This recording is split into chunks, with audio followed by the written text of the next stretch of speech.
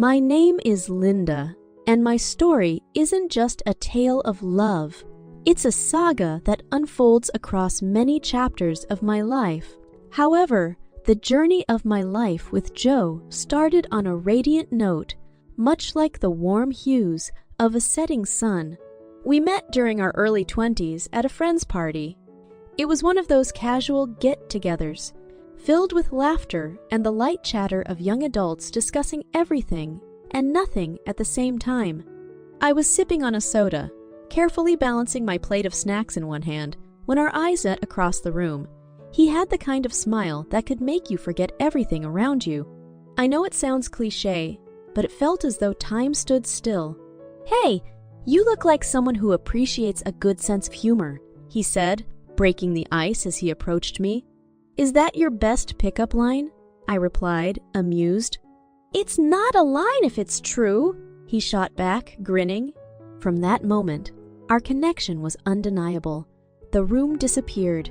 It was just Joe and me, engrossed in a conversation that seemed to stretch on for hours, but ended too soon. We exchanged numbers, and soon after, began dating. Joe was a chemical engineer, and I was a budding journalist. Despite our different careers, we found common ground in our shared values, love for adventure, and the belief that laughter was essential to life.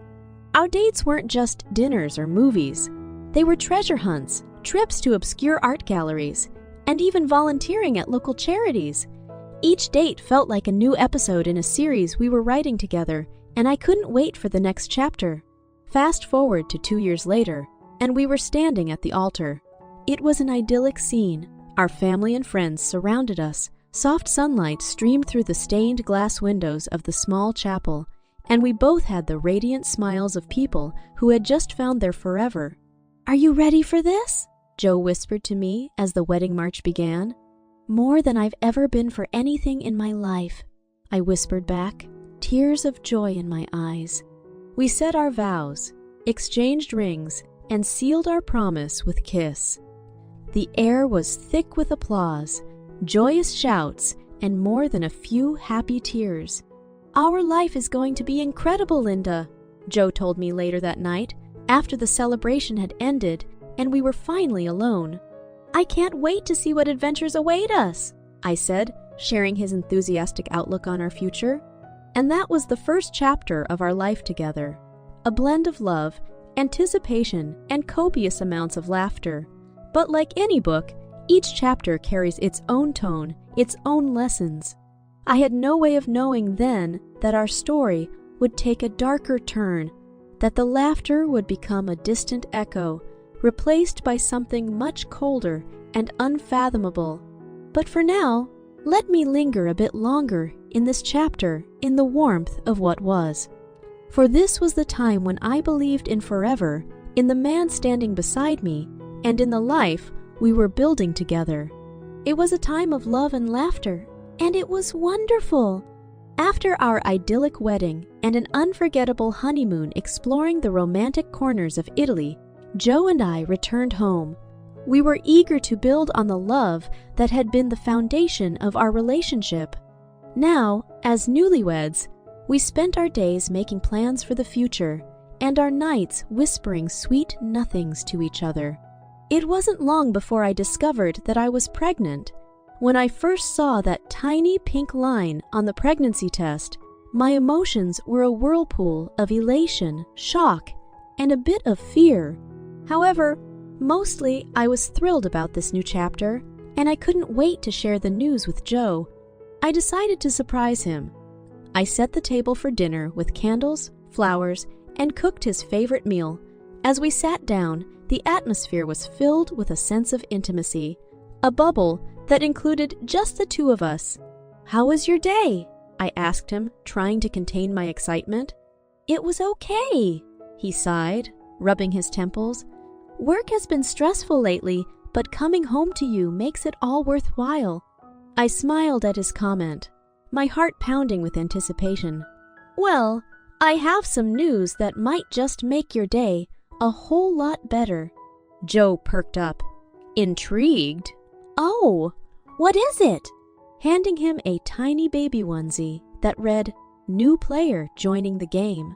I watched his eyes widen in surprise and his mouth fall open.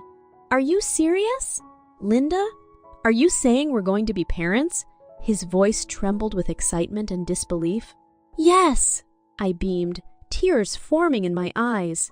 "We're going to have a baby." For a moment, he just stared at me, then at the 1Z, as if his brain was processing this monumental news. Then, his face broke into an enormous grin, and he pulled me into a hug, lifting me off my feet in his joy. "This is incredible! Absolutely incredible!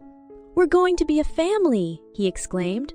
The joy of that moment, the promise of a new life together, and the miracle that was unfolding within me, everything felt perfect. It was as if the universe had conspired to give us this gift as a testament to our love. We celebrated by making plans for the future.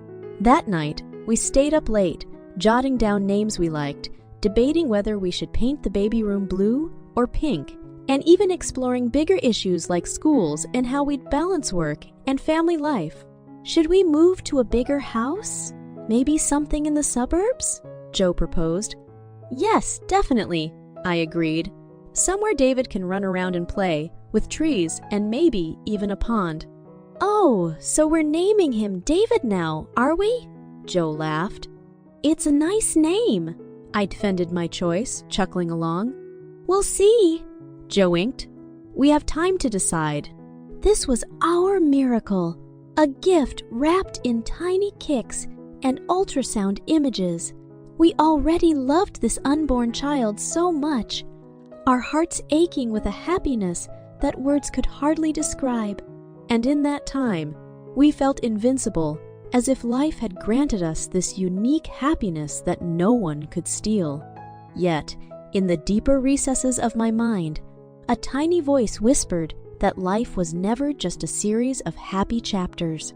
There would be twists and turns, some that could be devastating. But for then, that voice was drowned out by the overwhelming joy of our miracle, of the new life that would join us. We were so wrapped up in our happiness that we were blind to any signs that something darker lurked in the pages, yet to be read. For now, all we saw was the light. When you're pregnant, the passage of time is marked by more than just the ticking of a clock or the turning of calendar pages. Each moment is laden with anticipation, each heartbeat a tiny drum roll leading up to the grand entrance. After months filled with prenatal checkups, reading baby books, assembling cribs, and endless rounds of guessing games with friends and family about the baby's gender, the day finally came. Our son, David, was born after 7 challenging yet incredibly rewarding months. The labor was long and exhausting, but the moment David arrived, every ounce of pain and fatigue evaporated. I couldn't take my eyes off our little miracle. His small, fragile form seemed almost surreal as they placed him into my arms. "He's beautiful," I whispered, overcome with emotion. "He sure is. And look, he's got your eyes," Joe said, his voice tinged with awe as he gently touched the baby's cheek. "And your chin," I replied, already seeing glimpses of both of us in our son's features. We couldn't stop staring at David, still in disbelief that we had created something so pure and beautiful. After the first few nights in the hospital, we finally brought him home, into the small apartment that suddenly felt like it was bursting at the seams with love.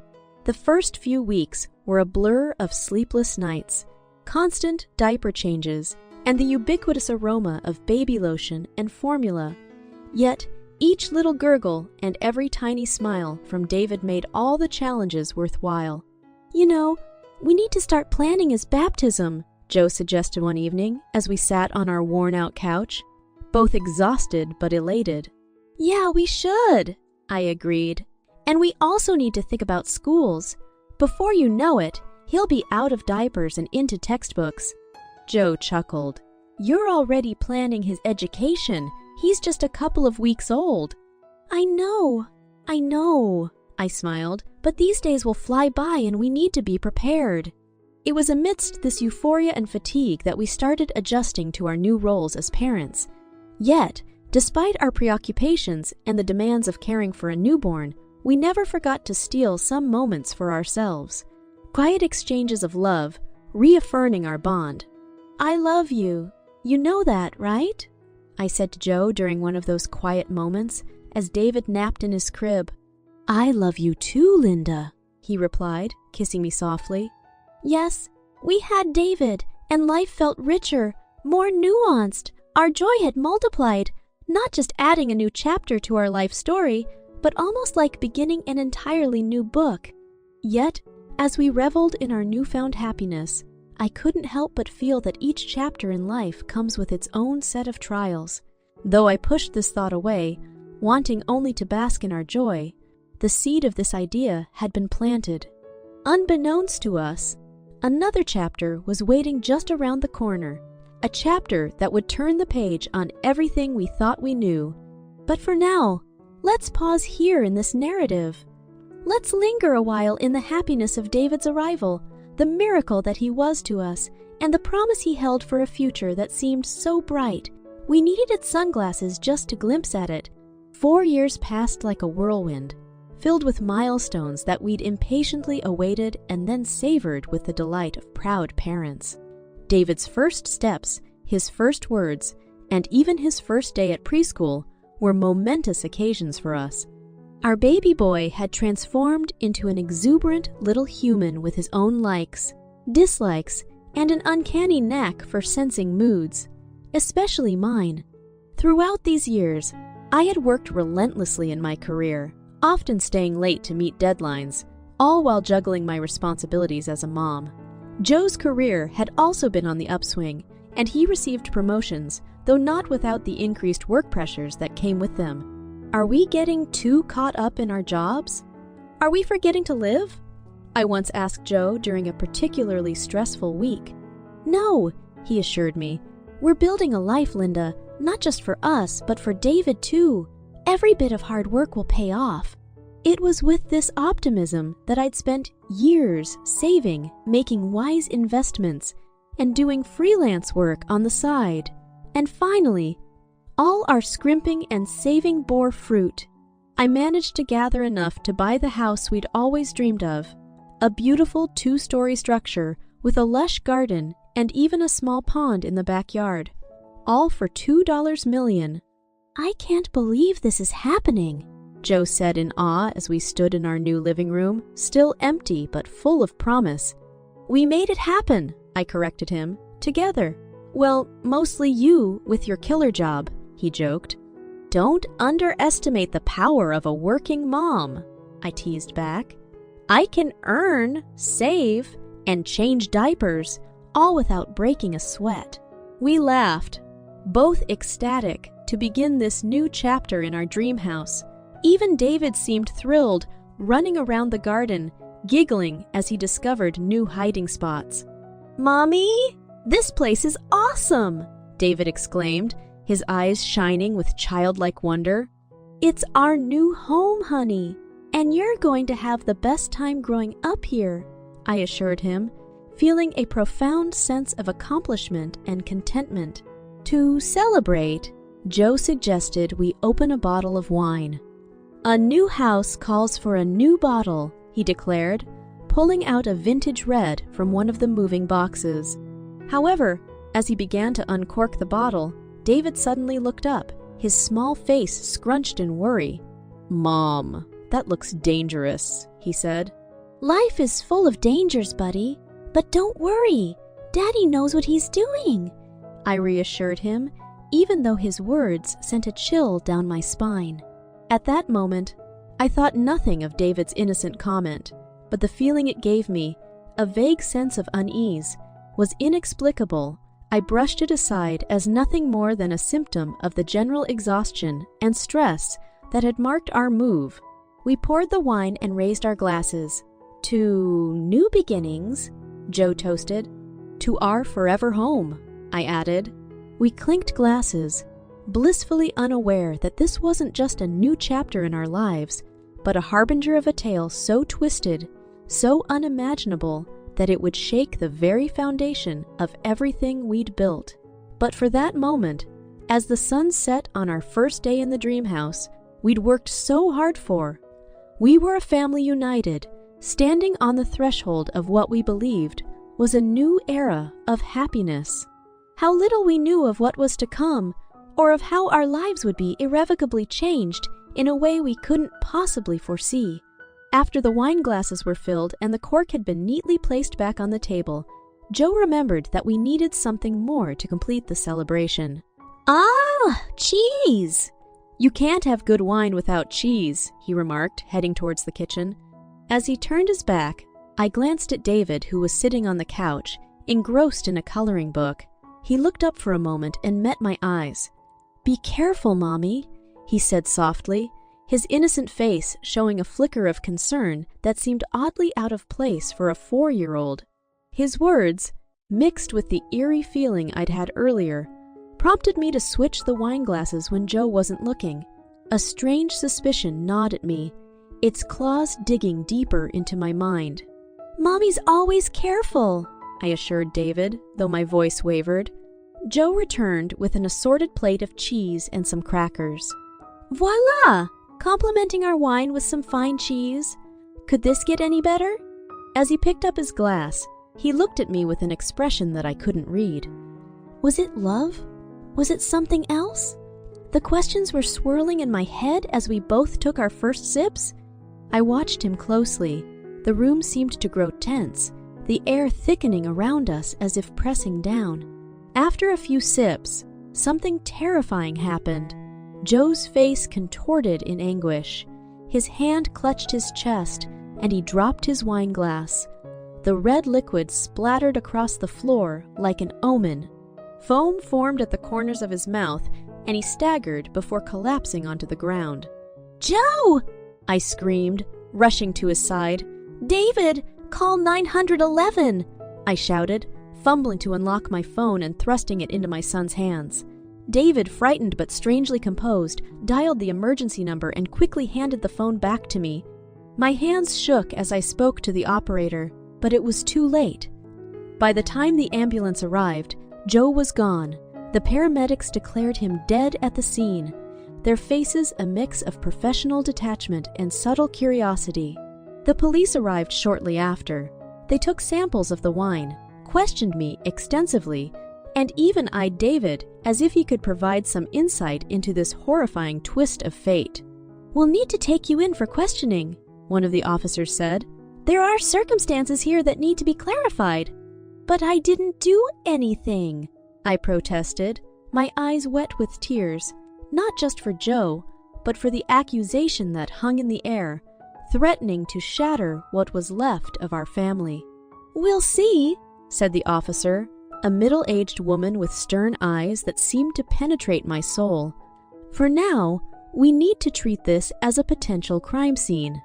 As I looked around our new home, the dream house that was supposed to mark the beginning of a blissful chapter, I felt like it had turned into a nightmarish trap.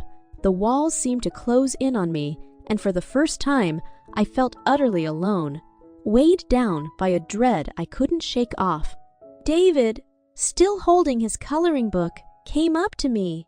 "It's going to be okay, Mommy," he said, his voice steady but tinged with a sadness no child should have to bear. I hugged him tightly, drawing some comfort from his resilience. The suspicion, the terrifying turn of events, and the inexplicable death of Joe had thrust us into a dark chapter, but David's words, as eerie as they had seemed, were my only lifeline. It was as if he had known something, sensed something that I had not. As I was led away by the police, my thoughts oscillated between fear, sorrow, and a growing realization that our lives would never be the same again.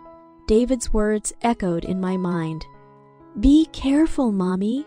And I understood that they were more than just a child's innocent concern. They were a warning, one that had perhaps saved my life, and one that marked the end of my naivety. The police station was cold, the kind of cold that seems to seep into your bones and freeze your soul. I sat in the interrogation room an array of harsh lights beating down on me as if trying to extract some dark secret. My lawyer sat beside me, scribbling notes, his face a mask of professional calm. Detective Williams walked in, a burly man with graying hair and a no-nonsense demeanor. He sat down across from me, arranging his papers with the precision of someone who had done this hundreds of times. "So, Mrs. Linda, you expect us to believe that you had no hand in your husband's sudden, unexplained death," he began, his eyes searching my face for any hint of deceit. "I've told you, I had no reason to harm Joe. We were happy," I retorted, my voice tinged with desperation. "We just moved into our dream house, for heaven's sake." Detective Williams leaned forward. "People have been killed for less, you know. Money is a powerful motive, especially a house worth $2 million. My lawyer interjected, Detective. "There's no concrete evidence linking my client to any wrongdoing. Speculation doesn't constitute guilt." The detective sighed and switched tactics. "Tell me about your son, David. He seems to be an unusual child." I looked at him, puzzled. "What do you mean, unusual? He's a normal 4-year-old. "He warned you about the wine being dangerous?" the detective pressed. "Isn't that odd behavior for a child his age?" I hesitated. David is perceptive, but he's just a kid. He couldn't have possibly known what would happen. If anything, his warning saved me. After what seemed like an eternity, my lawyer managed to secure my release due to lack of evidence. But the cloud of suspicion hung heavy, and I knew that I'd have to fight tooth and nail to clear my name. As I stepped out of the station, I saw David sitting with my sister, Emily. He ran up to me and hugged me tightly, his small body trembling. "Mommy, you're back!" "I'm back, sweetheart, and I'm not going anywhere," I whispered, hugging him back just as tightly. When we returned to the house, it felt like stepping into a tomb. The celebration that started as a joyous occasion had turned into a tragedy that shattered our lives. And as much as I wanted to flee, to take David and escape from this nightmare, I knew that wasn't an option. That night, after putting David to bed, I started going through Joe's personal items, searching for any clues that could shed light on his shocking act. Finally, in a hidden compartment in his desk, I found it, a small vial of poison and a stack of love letters from another woman. My heart sank as I leafed through them, each word stabbing me like a knife. Suddenly, David's voice broke my reverie. "Mommy, are you okay?" I looked up, my eyes filled with tears. "No, David, I'm not, but I will be. We both will be." And that was the bitter lesson of my life. I had loved deeply, trusted completely, only to find that the man I had built a life with was capable of the ultimate betrayal. I looked at David, his eyes filled with an understanding far beyond his years, and realized that despite the lies, the deception, and the horrific turn of events, we had each other. We were the survivors, the ones who would carry on. As we moved forward, I knew that we would never forget the nightmare that had unfolded, but perhaps we could find some semblance of peace, some new definition of happiness. And though I had nearly died due to the malicious actions of a man I thought I knew, the lesson was received loud and clear. I vowed never to let my guard down, never to blindly trust, and above all, to protect David at all costs.